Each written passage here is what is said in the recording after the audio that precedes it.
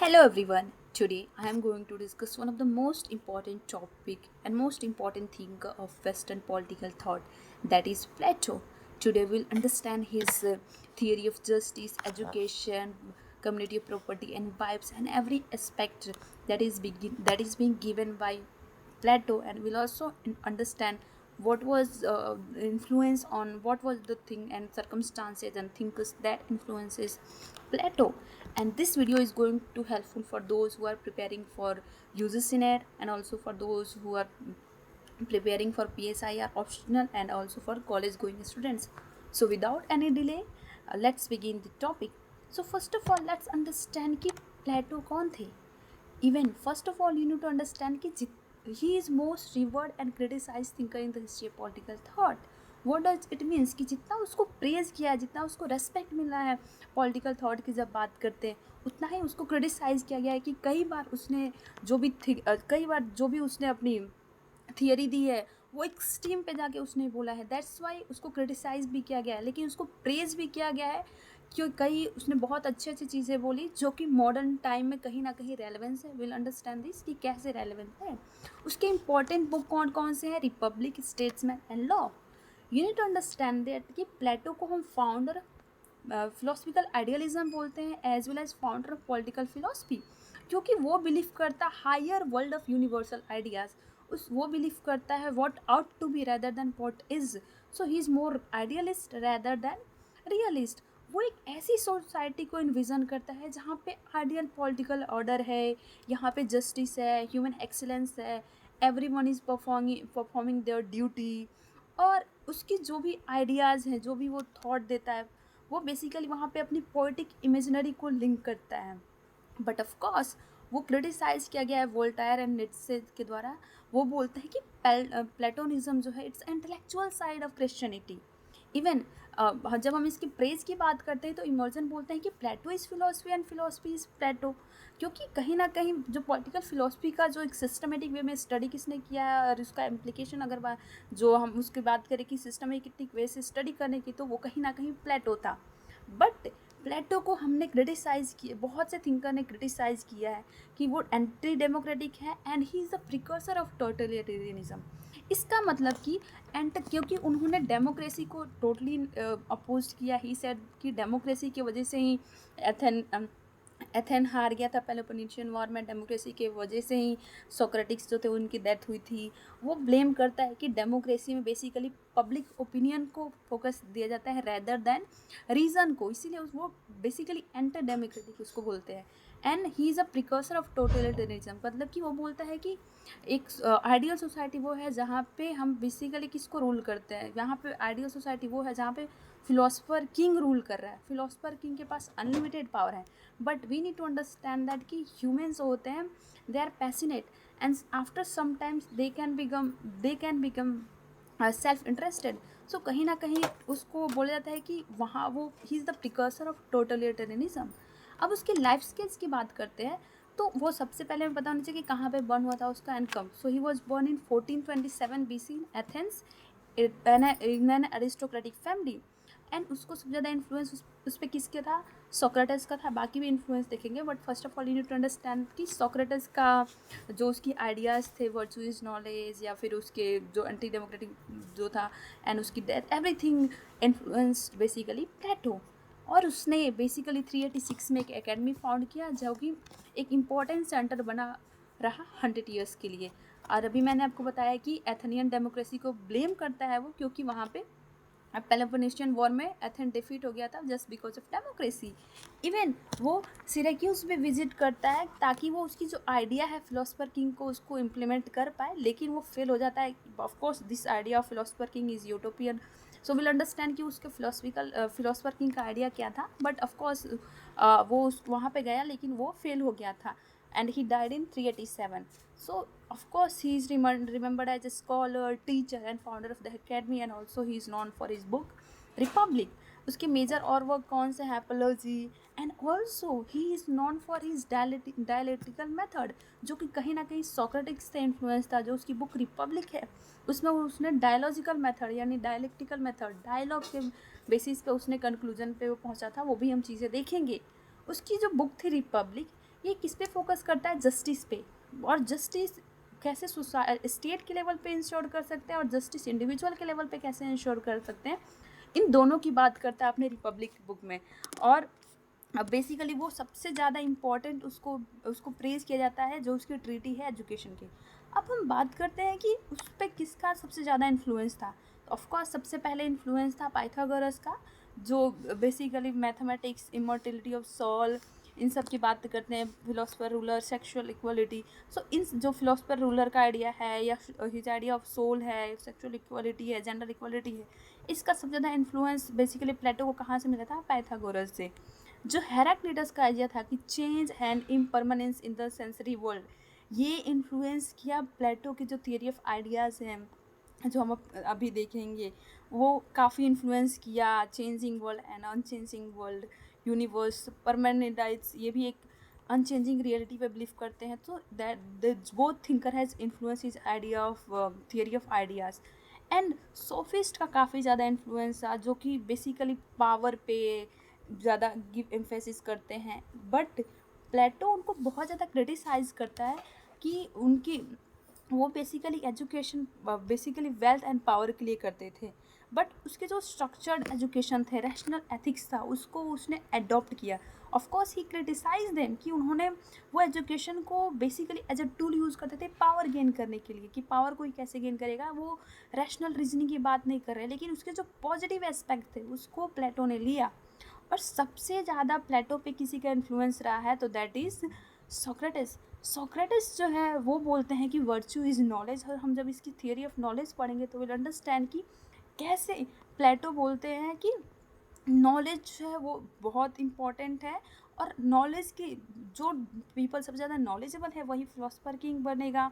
और ethical life जो है हमें जीना है तो उसके लिए रैशनल अंडरस्टैंडिंग होना बहुत ज़रूरी है। तो ये इन्फ्लुएंस प्लेटो के लाइफ में बहुत बड़ा रहा है। उसके फिलोसफर किंग का आइडिया भी कहीं ना कहीं यहाँ से इन्फ्लुएंस देखने को मिलता है।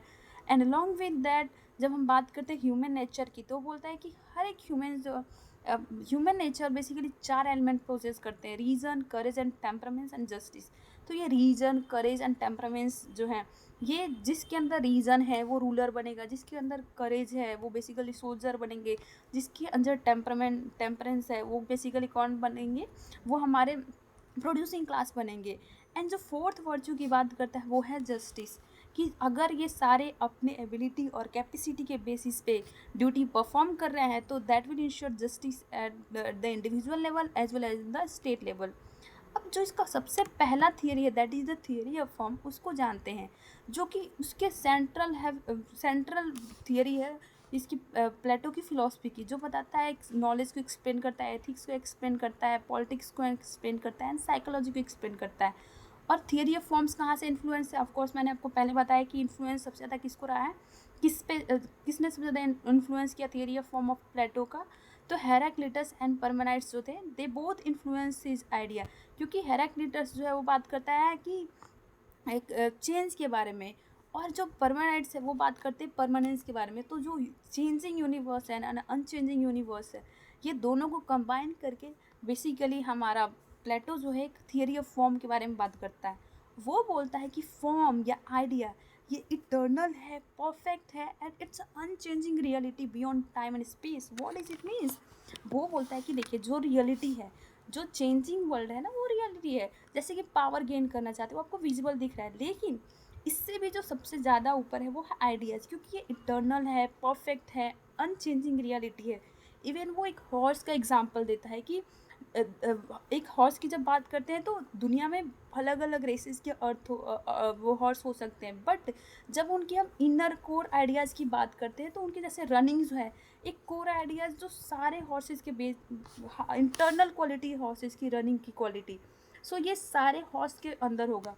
सो बेसिकली ही सेज कि ideas are basically what, it's realities is what, it's a shadow of ideas. So ideas guide करते हैं रियलिटी को। जो भी हम मटेरियल वर्ल्ड में ऑब्जेक्ट्स को देखते हैं, it's a copy of form और आइडिया। और वो बोलता है, जैसे मैंने आपको बताया कि वर्ल्ड जो है, जो यूनिवर्स है, वो 2 पार्ट में डिवाइडेड है। First one is world of forms and second one is world of senses. जो वर्ल्ड ऑफ फॉर्म्स है वो सबको नहीं विजिबल है, इट्स इंटेलिजेबल। एंड ये इट्स इटर्नल है, अनचेंजिंग है, रियल है। एंड इसको हम तभी जान सकते हैं जब हमारे पास रीज़न होगा।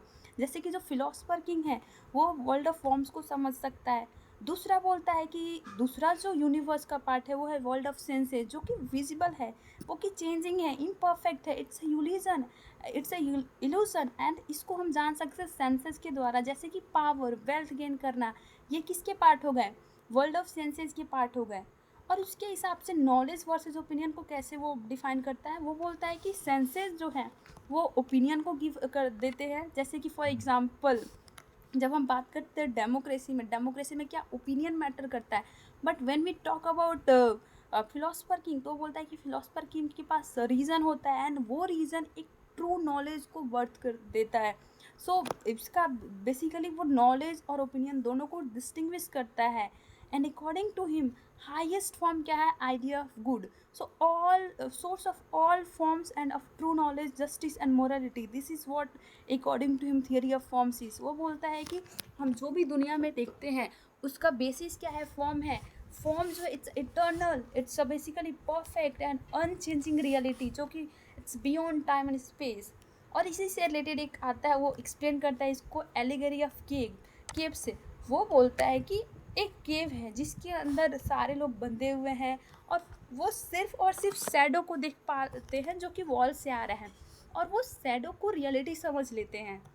और यहाँ पे जो फायर और ऑब्जेक्ट्स हैं जो केव में, वो एक ऐसे बेसिकली दिखाता है जो कि बेसिकली उनके पीछे से आ रहा है, और वो एक फॉल्स इमेज बता रहा है कि उनको शैडो दिख रहा है। लेकिन वहाँ से एक प्रिजनर बाहर जाता है और वो देखता है कि अरे यहाँ पे तो आग जल रही है और ये इस केव से बाहर है। एंड दैट्स थोड़ी देर के लिए उसको कुछ नहीं दिखता है, एवरीथिंग इज ब्लैंक, क्योंकि वो अंधेरा से बाहर निकला है।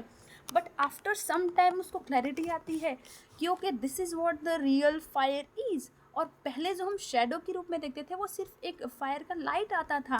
सो आउटसाइड वर्ल्ड जो है ये पूरा रियल ऑब्जेक्ट्स को दिखाता है। और सन जो है it's a symbol of truth, reality and idea of good. और जो जब हम केव से बाहर आते हैं तो वी गेट टू नो कि यहाँ पे रियलिटी क्या है। उसके पहले हम जो रहते हैं, जो हमें शेडो दिखता है, it's a illusion, it's a opinion. And only through education we can go towards we can learn about truth। and वो बोलता है this is possible only through education। and this is basically, and who will help to come out of the this cave? of course it's a philosopher king। यहाँ पे different symbols, जैसे कि केव का मतलब वो क्या बताता है? इग्नोरेंस। शेडो का मतलब बताता है इल्यूजन है, जो शेडो आ रहा है। सन का जो अल्टीमेट ट्रूथ है, जब बाहर निकलेंगे तो वो दिखेगा, और इसको हमें गाइड कौन करेगा केव से बाहर आने के लिए? वो फिलोसफर करेगा। सो ऑफ कोर्स रेलेवेंस क्या है इसका? Real happiness lies in truth, not in material illusion like power और वेल्थ। सो ये एलिगरी ऑफ केव से बताने चाहते हैं कि हम एक इल्यूजन में रह रहे हैं, एक शेडो को देख के हम रियलिटी मान रहे हैं, बट जैसे ही हम बाहर आएंगे उस केव से विल गेट टू नो कि अरे हमें पावर और वेल्थ नहीं चाहिए, बल्कि हमें ट्रुथ जानना है, हमें रियलिटी जानना है। सो ये रहा उसका एलिगरी ऑफ केव के बारे में। अब देखते हैं कि उसका आइडिया क्या था एक आइडियल स्टेट का। What was the Plato's ideal state? According to him his ideal state is rule of philosopher king और क्वीन। वो बोलता है कि या तो कोई फिलोसफर किंग रूल करेगा या तो कोई क्वीन रूल करेंगे। उसके बेसिक एजम्पशंस क्या है कि जो ह्यूमन सफरिंग है उसका मेन कारण क्या है कि लोग जो है इग्नोरेंट हैं। लोग जो है they are very ignorant, and ignorant people के पास अगर पावर रहेगा तो दैट इज़ वेरी पॉइजनस। इसलिए बोलता है कि जब हम एलिगरी ऑफ केव की बात करते हैं, जो केव है उसके अंदर लोग कॉमन पीपल रह रहे हैं एंड दे और आर इन इल्यूजन। और इस इल्यूजन से बाहर निकलने का एक ही तरीका है कि हमें फिलोसफर किंग को लाना होगा, एक फिलोसफर को लाना होगा जो जिसके पास ट्रू नॉलेज है और वो सबको गाइड करेगा। जब हम बात करते हैं सेवेंस के टू फिलोस एजम्पशंस की, तो वो बोलता है कि ruling is an art based on exact knowledge. And secondly क्या बोलता है? Society functions through mutual cooperation of diverse capacities. और मेन आइडिया क्या था प्लेटो का फिलोसफर किंग के को पावर देने का? कि सिर्फ और सिर्फ फिलोसफर किंग के पास पावर है, and he is the only reasonable person जिसको पता है कि what is good, and he can govern justly, क्योंकि वो सबसे ज़्यादा पढ़ा है। And along with that he is more reasonable. जो फिलोसफर है he is the lover of wisdom, truth and knowledge. Ideal ruler वही है जो ट्रूथफुल है, करेजियस है, डिसिप्लिन्ड है, ऑनेस्ट है, and he is above materialism. वो इससे बाहर निकल चुका है, वो मोह माया में नहीं है, और वो आइडिया ऑफ गुड को जानता है, उसके पास ट्रू नॉलेज है। एंड अलॉन्ग विद दैट वो बोलता है कि जो फिलोसफर किंग है उसके पास एब्सोल्यूट पावर होना चाहिए। And along with that we need to understand कि ये फिलोसफर किंग के जो भी डिसीजंस होंगे ये लॉ और पब्लिक ओपिनियन से ऊपर होंगे। So it's decision of rule of law के बारे में बात नहीं करते, he is talking about rule of philosopher king, और डेमोक्रेसी की नहीं बल्कि पब्लिक ओपिनियन की, इन दोनों की बात नहीं करके वो basically law of philosopher king की बातें करते हैं कि जो फिलोसफर किंग है he can change law like doctors adjust prescriptions. उसको लगता है कि फिलोसफर किंग इतना नॉलेजेबल है, इतना रीजनेबल है कि ही कैन डिसाइड कि क्या सही है एंड क्या गलत है। And supreme wisdom replaces institutional constant. कहीं ना कहीं इसके जो ये आइडिया है absolute power of philosopher king, इसी के लिए उसको बोलते हैं कि he is basically totalitarian thinker, क्योंकि वो बोलता है कि उसके पास इमिनेंस पावर है, एब्सोल्यूट पावर है, एंड सिर्फ और सिर्फ वही जो डिसीजन लेगा वो लेगा सही है, क्योंकि जो लोग हैं डेमोक्रेसी में वो पब्लिक ओपिनियन के बेसिस पर डिसीजन लेते हैं रेदर दैन रीज़न, एंड इसलिए उसको हम टोटलिटेरियन थिंकर भी बोलते हैं। लेकिन उसको क्रिटिसाइज़ किया गया है जो उसकी फिलोसफर किंग की जो आइडिया है, जैसे कि लॉर्ड एक्टन बोलते हैं power corrupts but absolute power absolutely corrupts. Absolutely what does it means कि पावर है वो तो करप्ट है, लेकिन जिसके पास जितना ज़्यादा पावर रहेगा वो एब्सोल्युटली करप्ट होगा। तो इसीलिए पावर को लिमिटेड पावर रखना सबसे ज़्यादा ज़रूरी है। अलॉन्ग विद दैट प्लेटो कहीं पे भी चेक एंड बैलेंस की बात नहीं करते हैं, वो कॉमन पीपल को एक्सक्लूड कर देते हैं। तो कहीं ना कहीं यहाँ पे अरिस्टोक्रेटिक बायस देखने को मिलता है, एंड कहीं ना कहीं देर यहाँ पे चांसेस है इनस्टेबिलिटी का। एंड ये एक तरह से इसको बोल सकते हैं कि कहीं ना कहीं ये मिलिट्री रूल के लिए मिलिट्री रूल जैसा है, और ये टोटलिटेरियन थिंकर जैसा है। अब जब हम प्लेटो की थियरी ऑफ जस्टिस की बात करते हैं उससे पहले हम उसको उसके जो आइडियाज़ हैं जो थ्री सोल थ्री वर्चू की बात करता है उसके बारे में समझ लेते हैं। सो प्लेटो बोलता है कि हर एक इंडिविजुअल के अंदर बेसिकली डिफरेंट थ्री सॉल्स या थ्री वर्चूज़ हैं। Three souls like reason, appetite, spirit है। Three virtues like wisdom, courage और टेम्परमेंट्स है। और जिस भी इंसान के पास रीजन और विजडम होगा वो रूलर बनेगा, जिसके पास स्पिरिट और करेज होगा वो सोल्जर बनेगा, जिसके पास एपेटाइट और टेम्परमेंट्स होगा वो प्रोड्यूसर बनेगा। और वो बोलता है कि जो रूलर जो है दे आर बेसिकली वो उनको कंपेरिजन करता है गोल्ड से, जो सोल्जर्स हैं उनको कंपेरिजन करता है सिल्वर से, और जो हमारे प्रोड्यूसर्स हैं उनको कंपेरिजन करता है कॉपर से। सो इस बेसिस पे हम जब हम बात करते हैं प्लेटो की थ्योरी ऑफ जस्टिस की, अगर आपको ये समझ में आ गया कि रूलर कौन है जिसके पास रीजन है, सोल्जर्स कौन होंगे जिनके पास स्पिरिट है, और प्रोड्यूसर्स कौन होंगे जिनके पास एपेटाइट होगा, तो उस बेसिस पे वो बोलता है कि हम सोसाइटी में जस्टिस तभी ला सकते हैं जब यहाँ पे जो भी इंडिविजुअल है वो अपनी कैपेसिटी और एबिलिटी, और जिसके पास सबसे ज़्यादा वर्चू है, जो वर्चू ज़्यादा है, सुप्रीम वर्चू है, वो उस वर्चू को बेसिस पे एक पार्टिकुलर बेसिकली क्लास में फिट हो रहा है, तो यहाँ पे एक जस्टिस को इस्टेब्लिश कर सकते हैं। वो रिपब्लिक को जस्टिस बोलता है। रिपब्लिक का जो पूरा बुक है वो उसका कोर थीम ही क्या है, जस्टिस। और जस्टिस को बोलता है इट्स अ सुप्रीम और फोर्थ वर्च्यू, रीजन, एपेटाइट और स्पिरिट के बाद जो फोर्थ वर्च्यू है वो है हमारा जस्टिस। जस्टिस जो है ये सोसाइटी को यूनाइट करता है, that is being said by सेवाइन। और अलॉन्ग विद दैट वो बोलता है कि जस्टिस मतलब क्या है, हार्मनी रखना सोसाइटी में, और जो भी इंसान है वो अपने कैपेबिलिटी के, अपने सुप्रीम वर्चू के बेसिस पे सोसाइटी में अपना ड्यूटी कर रहे हैं, then we can ensure justice. जब हम बात करते हैं प्लेटो की जस्टिस की, तो वो अपने बुक में बेसिकली डायलिटिकल फॉर्म में बेसिकली थियरी ऑफ जस्टिस पे रीच करने की कोशिश करता है। सो डिफरेंट जो उसके अंदर में जो प्लेयर थे वो अलग अलग अपने व्यू पॉइंट्स देते हैं। जैसे सिफालिस बोलता है कि ट्रूथ एंड डेट प्रीपेमेंट जो है that is not always moral. अलग अलग व्यूज़ है। पोलेमार्कस का अलग व्यू है, थ्रेसमाइकस का अलग है, ग्लॉकन का अलग है, और प्लेटो जो है इन सबसे एक अलग अपना डेफिनेशन देता है। और वो बोलता है कि जस्टिस जो है इसका सिंपली मतलब है कि each person doing their natural role and their natural duty based on their specialization, functional specialization, that will ensure order and harmony in the society.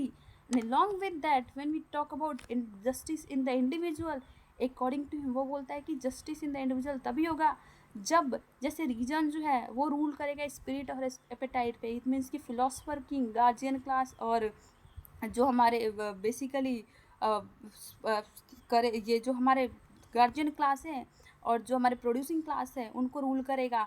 Justice मतलब सिंपली कि पर्सनल पर्सनल हार्मनी और moral duty है। आप खुद के supreme virtue के basis पे आप अपनी ड्यूटी फुलफिल कर रहे हो। जब हम बात करते हैं जस्टिस इन द सोसाइटी, तो वो बोलते हैं कि जब रूलर जो है सोल्जर को गवर्न करेगा, जो रूलर जो है वो गवर्न करेगा, सोल्जर डिफेंड करेगा एंड प्रोड्यूसर ट्रेड करेगा, तो सब अपनी अपनी ड्यूटी कर रहे हैं और कोई किसी किसी की भी ड्यूटी ओवरलैप नहीं कर रही है। तो यहाँ पे हार्मनी आ रही है क्योंकि वो फंक्शनल स्पेशलाइजेशन है, and that will ensure justice in the harmony, that will ensure harmony in the society. And along with that उसका इम्पॉर्टेंट कोट है state as a individual writ large. वो बोलते हैं कि जो स्टेट है ये मिरर है और ये मैग्नीफाइड वर्जन है इंडिविजुअल का। सो इंडिविजुअल अगर अपनी ड्यूटी अच्छे से कर रहे हैं तो यहाँ पे स्टेट भी वैसे ही है। So state measure soul and reason must govern. State जो है, स्टेट को समझना है तो आप इंडिविजुअल को देखो, अगर इंडिविजुअल यहाँ पे अच्छा है, गुड सिटीजन है, तो स्टेट में भी गुड स्टेट बनने की चांसेस हैं। बट उसकी जो थियरी है, थियरी ऑफ जस्टिस, उसको क्रिटिसाइज़ किया गया है कि इट्स एलिटिस्ट एंड रिजिड, क्योंकि वो एक ही इंसान के हाथ में पावर दे रहा है, यहाँ पे लोगों की फ्रीडम को ले रहा है, रूलर के पास एब्सोल्यूट पावर है। But when we talk about its modern relevance, सबसे पहला इसका रेलेवेंस है कि ये बेसिकली याद दिलाता है कि स्टेट का वेलफेयर रोल क्या है, लोगों की ड्यूटी क्या है, सिर्फ और सिर्फ राइट के बारे में बात नहीं करता है, और कैसे मोरल जस्टिस जो इम्पोर्टेंट रोल प्ले करता है over legal formalization. So in current time we can say that its remind of a state welfare role. उसका एजुकेशन का स्कीम क्या था, उसका पर्पस सबसे पहले एजुकेशन को लेके था। एजुकेशन की जो उसके आइडिया है जस्टिस से रिलेटेड है। जब हम उसके आइडिया एजुकेशन की बात करते हैं तो वो बोलता है कि पर्पस जो है इसका है कि एक मोरल सेल्फलेस सिटीजन्स बनाना, और एजुकेशन जो है it will guide towards the justice and education as a means for justice. यहाँ पे फिलॉसफी जो है इसकी एजुकेशन की, वो कहाँ से इंस्पायर्ड है, सोक्रेटस से, जो बोलते हैं कि वर्चू इज़ नॉलेज। कौन सा अप्रोच वो यूज़ करता है, वो बोलता है कि अगर हमें एजुकेशन देना है तो it's education should be state control, free और लाइफ लॉन्ग लर्निंग होनी चाहिए। ऐसा नहीं कि कुछ टाइम बाद पढ़ना छोड़ दे। और यहाँ पे एजुकेशन में वो इक्वल एजुकेशन की बात करता है मैन और वीमेन को। इवन फिलोसफर किंग में भी वो बोलता है फिलोसफर किंग भी बन सकते हैं एंड क्वीन भी बन सकते हैं। इसीलिए कहीं ना कहीं हम कह सकते हैं कि he was the first feminist. वो बोलता है कि एजुकेशन को 3 स्टेज में स्टेट जो है प्रोवाइड कर सकता है। पहला स्टेज जो होगा वो एलिमेंट्री एजुकेशन होगा, और जो लोग एलिमेंट्री एजुकेशन को पास कर लेंगे वो हायर एजुकेशन करेंगे, और हायर एजुकेशन में वो अर्थमेटिक, ज्योमेट्री, एस्ट्रोनॉमी, हार्मोनिक्स, इन सब के बारे में पढ़ेंगे। और अगर जो लोग इसको भी पास कर लेंगे वो प्रैक्टिकल ट्रेनिंग एंड बियॉन्ड उससे रिलेटेड जो भी नॉलेज है, डायलेक्ट्स, लॉजिक, एडमिनिस्ट्रेशन, वो सब के बारे में पढ़ेंगे। तो जो लोग एलिमेंट्री एजुकेशन पास कर लेंगे वो बेसिकली सेकेंड में मूव करेंगे, बट जो नहीं पास करेंगे वो किसके अंदर रह जाएंगे, प्रोड्यूसिंग क्लास के अंदर रह जाएंगे। जो हायर एजुकेशन में एडमिशन लिए हैं और वो सिर्फ और सिर्फ बेसिकली उसी में रह जाते हैं और प्रैक्टिकल ट्रेनिंग के लिए नहीं पास हो पाते हैं, तो वो हमारे बेसिकली सोल्जर बनेंगे। एंड जो प्रैक्टिकल ट्रेनिंग एंड उसके आगे की सारी एजुकेशन ले लेता है तो वो फिलोसफर किंग बनेगा। इनके 3 स्टेजेस हैं एजुकेशन के। इसके पॉजिटिव एस्पेक्ट देखें तो कहीं ना कहीं वो इक्वल एजुकेशन की बात करते हैं दोनों सेक्सेस के बारे में। यहाँ पे moral, intellectual and civic development की बात करते हैं, वो स्टेट कंट्रोल डेवलपमेंट एजुकेशन की बात करते हैं, वो लाइफ लॉन्ग लर्निंग की बात करते हैं। बट उनके जो स्कीम ऑफ एजुकेशन है उसको क्रिटिसाइज़ किया गया है कि कहीं ना कहीं ये एलिटिस्ट है, यहाँ पे प्रोड्यूसिंग क्लास को हायर एजुकेशन से एक्सक्लूड कर दिया जा रहा है क्योंकि वो उस टाइम पास नहीं कर पा रहे हैं। ये एक टोटलिटेरियनिज्म को प्रमोट कर रहा है। कार्ल कपर बोलते हैं कि he is the basically what he says कि ये जो है he is the enemy of open society. ये प्लेटो को बोलते हैं पॉपर। एंड यहाँ पे जो सेंसरशिप का जो उसका आइडिया था कि यहाँ पे सेंसरशिप लगना चाहिए, क्रिएटिविटी को लिमिट करते हैं, लेकिन इसकी पॉजिटिव एस्पेक्ट की बात करते हैं तो it's a tool for societal harmony and order, क्योंकि सब अपने हिसाब से जितना उनके अंदर एबिलिटी है वो उस हिसाब से अपनी पढ़ाई करेंगे एंड देन वो उस क्लास में फिट हो जाएंगे। इवन रूसो प्रेज करके बोलते हैं कि Republic is the finest work on education, और अगर इसको हम अभी अप्लाई करें तो it would be relevant moral education के लिए, स्टेट रेस्पॉन्सिबिलिटी के लिए बहुत ही इंपॉर्टेंट रोल प्ले कर सकता है। अब हम बात करते हैं कि प्लेटो की community of wives and property पे क्या व्यू थी। सबसे पहले हम पता होना चाहिए कि प्लेटो जो है he is also somehow known as कि he is giving he is basically talking about communism of wives and property for guardian class। Guardian class कौन है? रूलर्स और सोल्जर्स दोनों को बोलता है कि यहाँ पे उनकी खुद की प्रॉपर्टी नहीं होना चाहिए और उनकी खुद की वाइफ नहीं होनी चाहिए। बाकी जो प्रोड्यूसिंग क्लास है वो इस चीज़ से एक्सक्लूडेड है। उनका मेन पर्पस क्या था कि यहाँ पे जो लोग सेल्फिश हो जाते हैं, जब उनके पास पावर जाता है या नेपोटिज्म करने लगते हैं, पॉलिटिकल करप्शन होने लगता है, जब यहाँ पे इनइक्वालिटी इनस्टेबिलिटी के चांसेस होने लगते हैं, क्योंकि लोग यहाँ पे पावर में रहते हैं, तो इन सबको ना होने के लिए वो बोलते हैं कि हमें यहाँ पे कम्युनिज्म इस्टेब्लिश करना होगा। गार्जियन क्लास जो कि रूलर्स और सोल्जर्स हैं, क्योंकि उनके पास ज़्यादा पावर है और उनको सोसाइटी में अपनी ड्यूटी करनी है, और रूलर को बेसिकली रीज़नेबल है तो उसको सब चीज़ें मैनेज कर रहा है। और सबसे ज़्यादा कहाँ से इंस्पायर्ड थे? स्पार्टा से, जो कि इकोनॉमिक और पॉलिटिकल पावर को बोलते हैं कि इट करप्ट्स गवर्नेंस। और वो बोलता है कि education is alone is not insufficient. ये सिर्फ स्कीम जो है it aims to full moral reform. और जो भी गार्जियन क्लास है उनके पास वाइफ और प्रॉपर्टी नहीं होगी, क्योंकि वो सेल्फिश हो जाएंगे, अपनी फैमिली को प्रमोट करेंगे, नेपोटिज्म के चांसेस है, करप्शन के चांसेस हैं। तो इट्स बेटर कि यहाँ पे कम्युनिज्म लाएं। वो जैसे अभी के टाइम में कम्युनिज्म मतलब क्या होता है कि पूरी कम्युनिटी उस चीज़ को उसके जो भी चीज़ें हैं वो सारे लोग, जो भी डिसीजन लिए जा रहे हैं कम्युनिटी में, सब मिलके ले रहे हैं, जो भी पावर है। तो वो बोलते हैं कि वाइफ जो है वो किसी एक रूलर की खुद की वाइफ नहीं होगी, एंड प्रॉपर्टी जो होगा वो इंडिविजुअल के हाथ में प्रॉपर्टी नहीं होगा, वो पूरी कम्युनिटी के हाथ में प्रॉपर्टी होगा। लेकिन उनके जब की फीचर्स की बात करते हैं तो वो बोलते हैं कि प्राइवेट प्रॉपर्टी जो है, ट्रेडिशनल फैमिली जो है गार्जियन क्लास की, वो नहीं होनी चाहिए, ताकि हम सोसाइटी में एक हार्मनी यूनिटी ला सके, करप्शन को एलिमिनेट कर सके। एंड अलॉन्ग विद दैट जो गार्जियंस क्लास है वो कहीं ना कहीं दे लिव्ड कम्युनली, और स्टेट रेगुलेटेड रिप्रोडक्शन वो करेंगे। एंड चिल्ड्रंस जो है वो स्टेट के द्वारा रेज किया जाएगा। उनको पता नहीं होगा कि उनके फादर, उनके पेरेंट्स कौन है, बायोलॉजिकल पेरेंट्स कौन है। यहाँ पे इक्वल रोल देते हैं मैन एंड वीमेन का। वो बोलते हैं कि वीमेन के पास कोई ड्यूटी नहीं होगी कि उनको अपने बच्चे को अपब्रिंगिंग करनी है। और उन्होंने कई बार बोला है कि जो इंटेलेक्चुअल्स हैं वो उनकी बेसिकली जो इंटेलेक्चुअल जो है वो इंटेलेक्चुअल के साथ लेके मिलके बेसिकली बेबी बर्न होगा। उनके हिसाब से वो बोलते हैं कि this will ensure harmony in the society.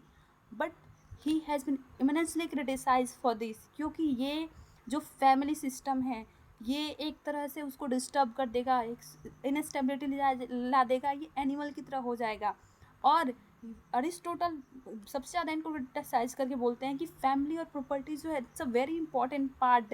And basically family और प्रॉपर्टी रहता है तो लोगों को मोटिवेशन मिलता है वर्क करने के लिए। इवन कार्ल पोपर जो है वो बोलते हैं कि प्लेटो का स्कीम जो है, जो ये आइडिया है प्लेटो की community of wives and property की, it's an utopian, it's unrealistic, डिह्यूमनाइजिंग।